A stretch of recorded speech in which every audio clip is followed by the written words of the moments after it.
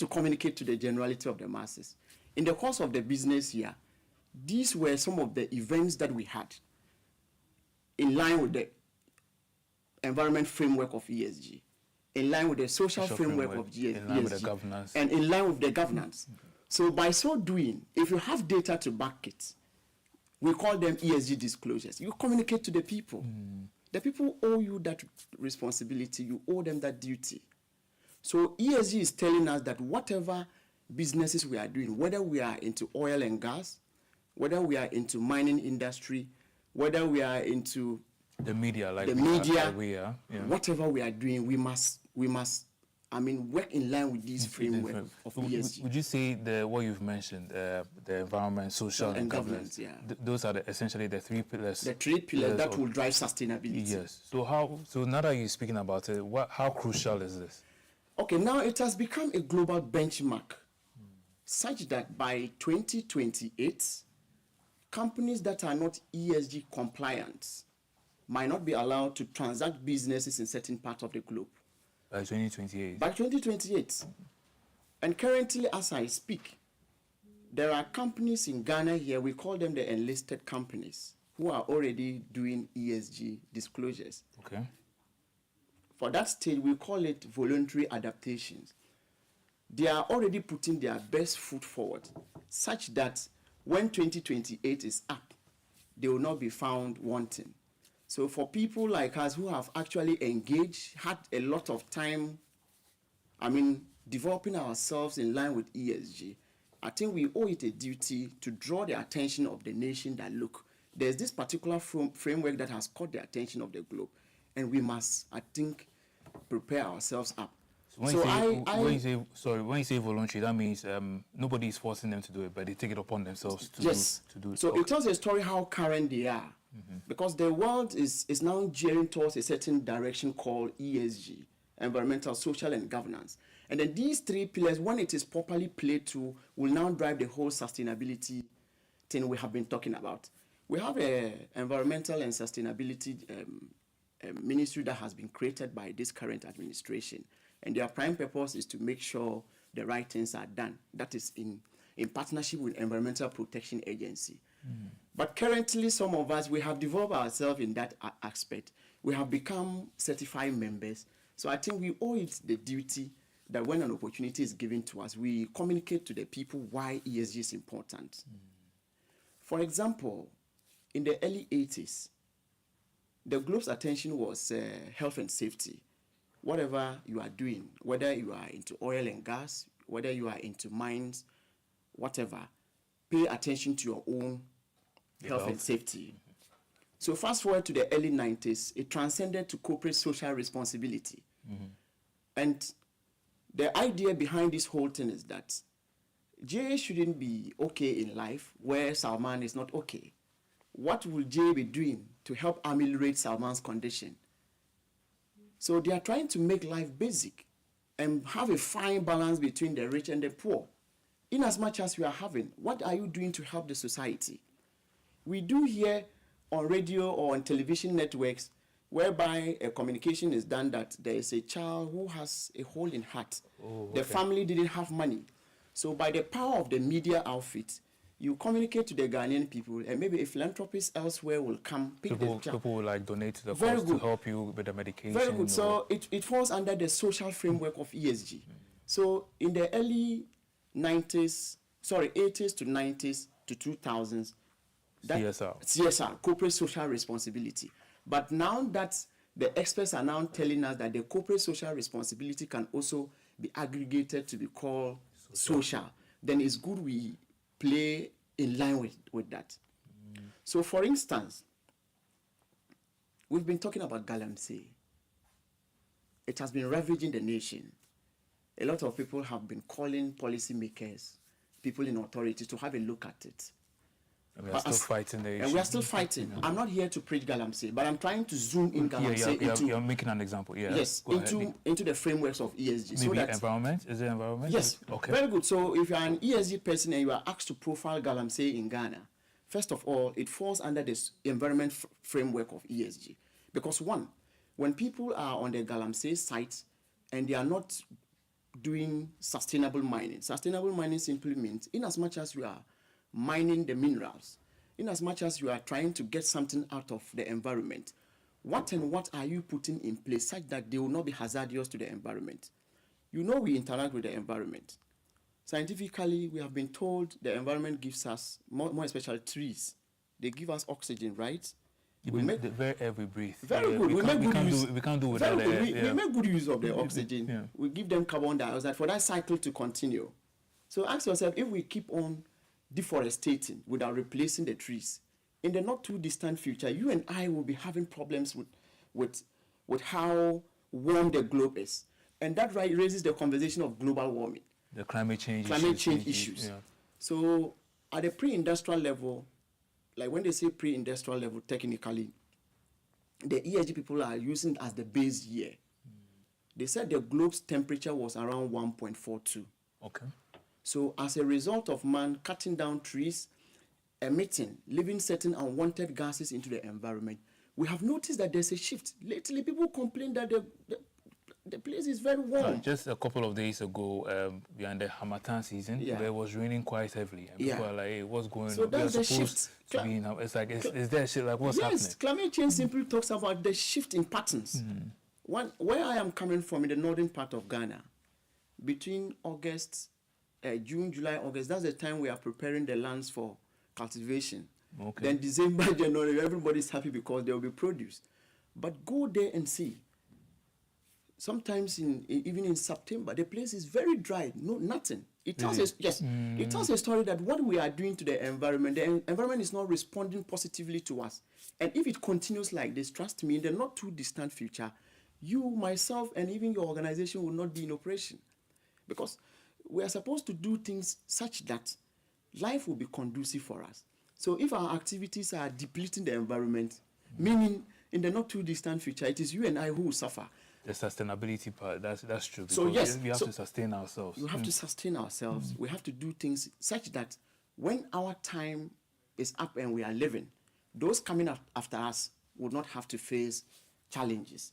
So when you find yourself in any sustainability class or a lecture room where sustainability is going to be taught, they will tell you that sustainability simply talks about you prudently making good use of the resources available to you today to meet what you want without compromising those who will be coming after us.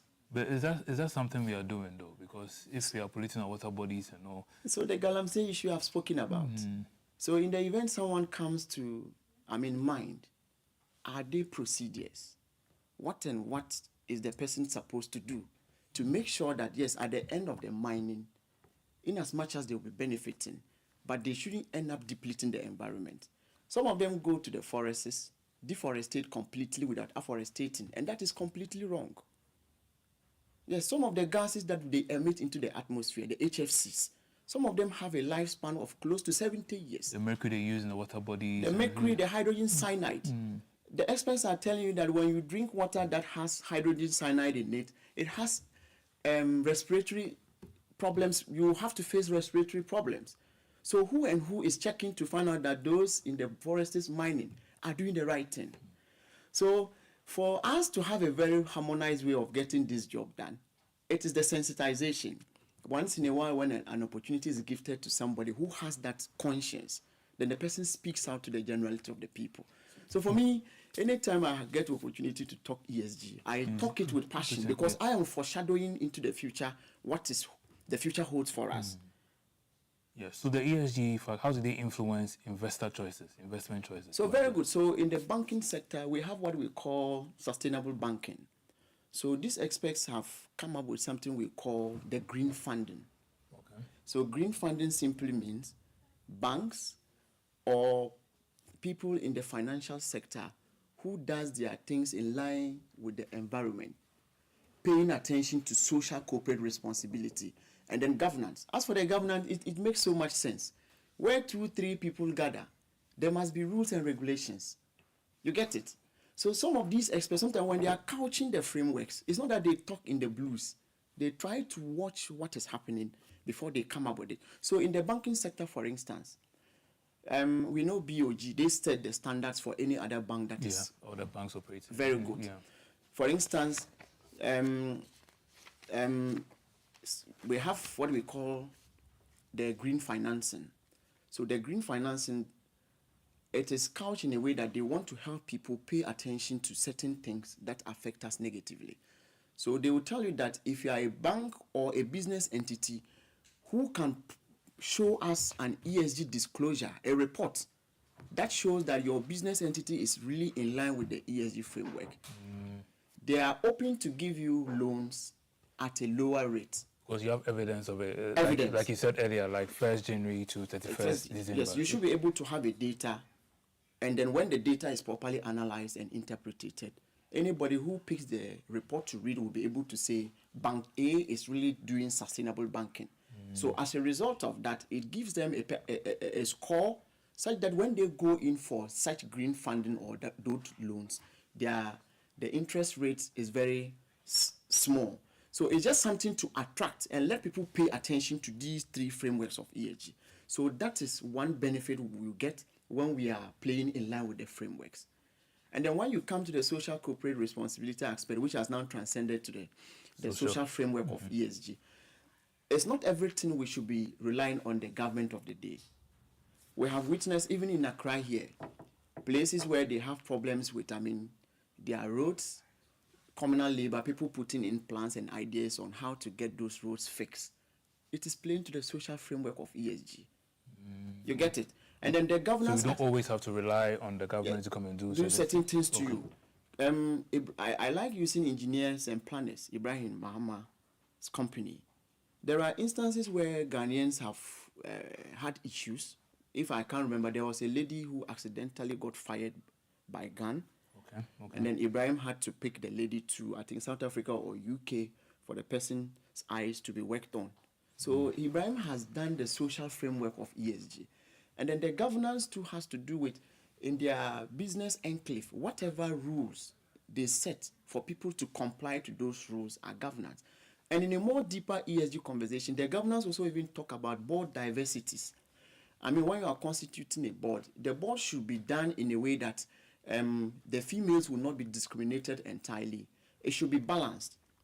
You get it? So it shouldn't be done in a way that some particular group of people will be completely marginalized at the expense of other people. So it entails a lot. Even in a deeper ESG analysis, it even has to do with staff wages and salaries. For instance, if the economy is not doing well and you still pay someone what he used to take in the past, he will not be able to meet the current demand. You get it? So the ESG framework, when you take time and read it, my brother, if we subscribe to it fully as a nation, there are some problems we will not be relying on politicians to come and fix for us. So what are some of the key ESG metrics that companies should be tracking? For instance, majority of companies will want to do emissions. Okay. When you look at the international front, most of the organizations that are doing ESG disclosures, they don't joke with carbon emissions because they believe that day in, day out, using our vehicles, using our ACs, using our refrigerators, there are some emissions that comes out from them, the HFCs, highly poisonous to the environment.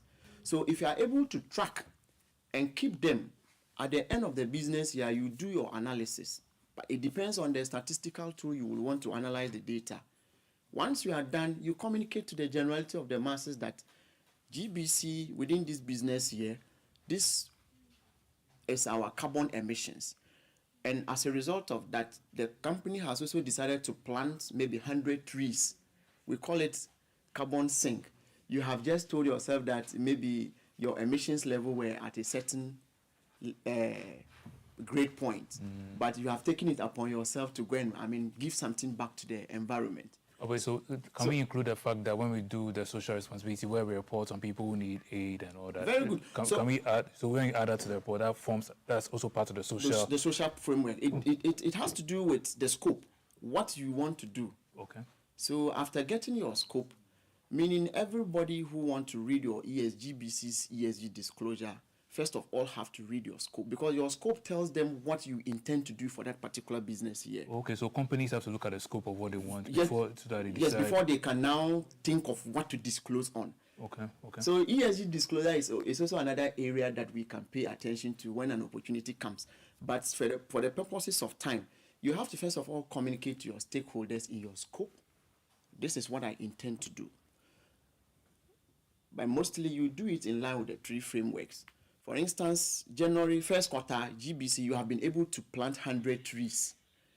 Planting of trees is a way of aiding the environment. So if it is that you capture that 100 trees were planted first quarter 2026. So when you are doing your ESG disclosure, that's reporting. You have to add it. So for instance, someone has a hole in heart. You have announced for the person to be sorted out. You can count it. If it is 20 or 30 of them in that particular business year, you include it in your reporting, because you are helping humanity, and that falls under the social framework. Does it also help when it comes to investment choices, like you said earlier? People will see the report and be like, okay, GBC is doing well. Very good. So yes, we have organizations who maybe their financial capacity, they want to invest solely in the social framework of ESG. Okay. Yes, you have just done a documentary about how young ladies are finding it uncomfortable to get to school. So you have done a documentary about it, and maybe an NGO somewhere in Europe decided to come and assist them in some way. You get it? So if you can have a data, you do a disclosure on that. So there are a whole lot that people are doing, and it is already in line with ESG. So can you discuss the role of ESG in terms of like risk management? Yes, so very good. So wherever there's risks, trust me, there's an opportunity as well. Okay, really? Yeah. But it has to do with the perspective in which you look at it. For instance, sustainability itself talks about long term. What do we do to sustain whatever we are having today, to meet what we want, without compromising those who will come after us? Mm-hmm. So, for instance, in GBC, if you have a risks directorate, they have the oversight responsibility to make sure that things that are happening here that has the potential of jeopardizing your future, your lifespan. You get it? So if they offer solutions to you about some of these risks, you take decisions. Mm-hmm. And those decisions will be that, yes, let's manage GBC in a way that when we are no more, those who will come after us will say, our predecessors really did. Yeah, so it's something that you do, paying attention to what is around you, but think about the future. So the whole idea is the environment is an element that we have to pay attention. The social part is also an element we have to pay attention. The governance aspect is also what we have to pay attention. But these things, when it is properly done, it assists us to make good decisions, such that we can still meet what we want today without compromising those after us. So how do we perhaps evaluate a company's ESG risk? Okay, so the scale is, you can use the Likert scale. The Likert is a scale. So Likert scale is a scale that allows you to get your ESG data using questionnaire, but that questionnaire should give people the opportunity to tell the severity of a particular data you are looking for. For instance, you can ask them to rate something, either the thing is low, very low, or high, very high. Yeah. So if you are preparing your risk register and you want to have an ESG embedded in it, you have to first of all have your material topics. So in a proper ESG context, when they say material topics, they are talking about things that are currently happening and they have effects on your business. On the organization. Yes, it can be environment, that's gas emission. It can be training for staff, that is social aspect, right? Because if GBC decide to send all of you to UK, to get yourself, updated about modern day journalism, training of staff, it falls under the social framework. So these are the parameters people will be looking at when they are developing their risk register, but they want to have ESG embedded on it. So it depends on what you want to report on. So if you want to talk about staff remuneration, it's a parameter. So you can use the Likert scale, asking in the questionnaire, they should rate it whether what your company gives you is of the high side we'll all go for the low because we want something high. You get it. So it depends on what you want to capture. Some people talk about health and safety of their workers. It's an ESG parameter. Some people talk about staff training, ESG parameter. Some people talk about, I've spoken about health and education, right? Yes, even compensations, insurance covers, gas emissions. They are all parameters. Environmental issues, climate change mitigation. They are all parameters you can capture, and then after which one you dispatch the questionnaire, certainly people will react to the questionnaire. And most of the disclosures I see, mostly they are using the Likert because it gives the person the opportunity to choose whether the parameter is going to evaluate is high or low, is medium, very high, or relatively low. So when the questionnaire is designed in such a manner, you assign numbers to them. So once you are able to get those numbers, you can able to decompose the data using any statistical tool. And in the course of the decomposition of the data, you will be able to analyze where the interests of the people are, places where management has to place so much premium on. Otherwise, it will become a risk problem in an organization. I wasn't here to talk or profile anything risks, but as we keep the conversation going, we also talk to people in authority that, look, in as much as we are developing our risk registers, let's find a very intelligent way to have ESG embedded in it, so that we'll be using it to test the pulse of people about certain ESG material topics we are looking at. So by 2028, do you think Ghana will be in full compliance? Are we on track, or we are far behind? I have always I have always. You have water if you want to take a sip of. You're welcome to some. I have always been praising the Institute of Chartered Ghana. They are driving this ESG agenda big time backstage. They have been reading a lot, coming out with papers, sometimes in consultation with Environmental Protection Agency, to collaborate such that they will make it known to the Ghanaian public that by 2028, if you are not compliant ESG-wise, it's just like the world will be sprinting and you will be crawling. Still crawling. You're far behind. So, for instance, if you take MTN like this, they are part of the enlisted companies. MTN has already put his best foot forward. It is doing things in line with ESG. Part of those with the voluntary disclosures. Then what's their name? I think Nestle Ghana is also part. So there are some companies who are also. And then the institution I work with, for professional reasons, I don't want to do that disclosure because I am here on my own. That's why I give a general overview, so you didn't have to mention specific. I realized the trap you are headed, so for professional reasons, I don't want to. I am here on my own as an ESG person to talk. My institution has already taken the best foot, and trust me, I won't mention. No, I get a point you're making, so I'm just trying to ask.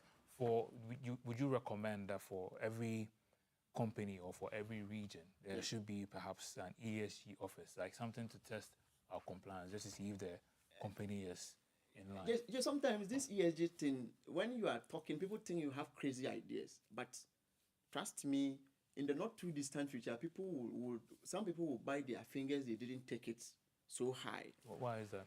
I have always maintained, we've been complaining of graduate unemployment, right? So now ESG has caught the attention of the globe. But I am not a policy maker. I am not a man in authority that can say ABC should be done. But if I were in authority, I would have instructed that all state-owned institutions should have a sustainability directorate. So if we how would it help? Very good. So all the state-owned institutions, if they are taxed to have sustainability directorate, it means something new is coming, right? The same mandate should give the institution the opportunity to employ at least a director and 5 unemployed graduates. Just let's do the mathematics. If we have 2,000 state-owned institutions, and then there's a white paper coming from the presidency that they should come up with sustainability directorate, and each of the directorate, they should have 5 of unemployed graduates recruited. Can help alleviate the unemployment situation. Very Is good. that what you mean? Yes. Okay. So somebody who hasn't sat down to think deep about this will say, but what kind of crazy idea is this? But in some way, these people that are recruited will be serving as ambassadors for ESG. They will be serving as an ambassadors for sustainability. Whereby maybe government need a budget of $2 million or $10 million to travel across the 10 regions of Ghana to sensitize the Ghanaian people why we must subscribe to ESG. They already have directories across all the 10 or 16 regions. And you of believe Ghana. that will reduce the cost? Because some will say we are employing people, paying their salaries and whatnot. So it's like compared to 10 million. Sometimes we shouldn't be looking at the monetary aspect. We should be looking at the long-term gains the country will have. In the earlier conversation, I told you the pre-industrial level, the globe's temperature was around 1.4 and 1.24, and everybody loved it. Now that it has shot to 1.55 and the globe is very warm, everybody's complaining. So at the pre-industrial level, if we're already conscious about the environment and we do things in line, we would have maintained at least the 1.24 or 1.25. Would have just taken a steps small, earlier. yeah, Okay. just a small margin. But now look at the gap, and people are complaining. So what do we have to do to bring it back? It's as a result of conscientizing people. The refrigerator repairant by the roadside didn't know that the HFC in the fridge, when it is just disposed anyhow into the atmosphere, has a negative repercussion on the ozone layer. You get it? It is as a result that those rays that are coming down are very warm, that you and I are finding it uncomfortable. For instance, pharmaceutical industries, they manufacture their drugs or whatever they want to do. Let's ask ourselves, how are they disposing the chemical waste? In a more literatures, like you have read a lot about it, some of them travel. Like what we see on our screens, how do they dispose of the waste? Yes. Yes. So this is not friendly. This is environmental unfriendly. It's not sustainable, is it? Not at all. These are plastics. And some of them, they have longer lifespan before they decompose completely. So ask yourself, the tens of thousands years they are remaining on the surface of the earth,